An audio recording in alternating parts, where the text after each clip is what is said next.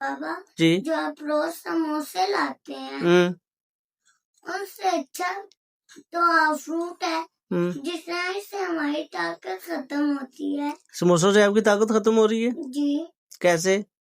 जैसे मैं स्लोली। अस्सलाम वालेकुम व्यूवर्स, उम्मीद करता हूँ आप सब खैरियत से होंगे। एक नए दिन का आगाज़ करते हैं अपने परवरदिगार के बाबरकत नाम से, जो मेरा, आपका और सब का रब है। अपने परवरदिगार से हमेशा अच्छे की उम्मीद रखें। फजर की नमाज़ पढ़ने के बाद इब्राहिम को और मोहम्मद को इनकी मम्मा ने तैयार किया स्कूल के लिए। ये लेट थे, इन्हें मैंने स्कूल उतारा और फिर वापस आके मैंने अपना गर्मा गर्म नाश्ता निपटाया। आज तंदूरी पराठे का दिल नहीं था तो मैडम को बोला कि आज मुझे घर पे ही पराठा बना दो। फिर मैंने खुदा का शुक्र पढ़ते हुए नाश्ता किया। नाश्ते के बाद मैडम को मैंने चाबी दी कि दुकान के अंदर वाला ताला तुम खोलो और बाहर से जाके बाहर वाला ताला मैं खोलता हूँ। मुझे अपने मुआश के लिए ज़्यादा दूर नहीं जाना पड़ता। मेरा सफ़र घर से ही शुरू होता है और घर पे ही ख़त्म हो जाता है, क्योंकि ये है हमारे घर का गेट और ये साथ ही मेरी दुकान है।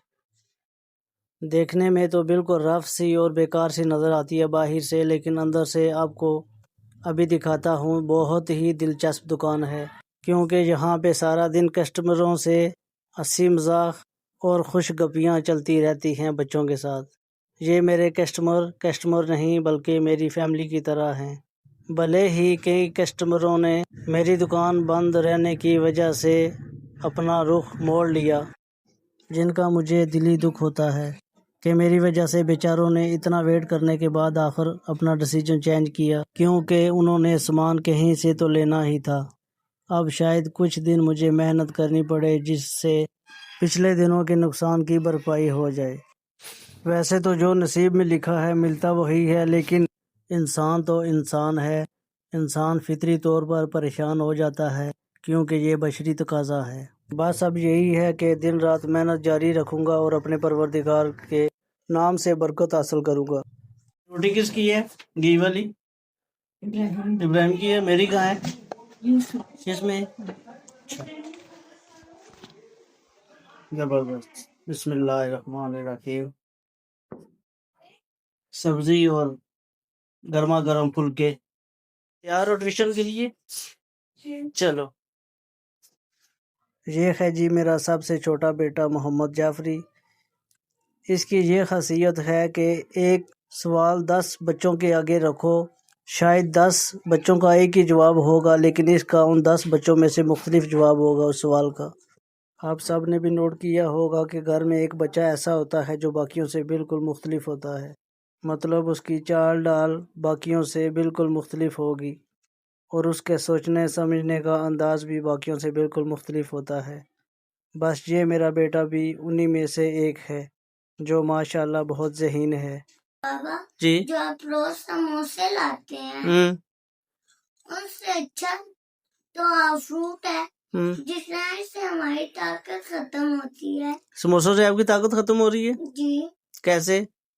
जैसे मैं स्लो इस वजह से समोसे खाते हो? जी चलो कल से फ्रूट लाऊंगा। बच्चे की बातें ज़रा चेक करें क्या कह रहे हैं।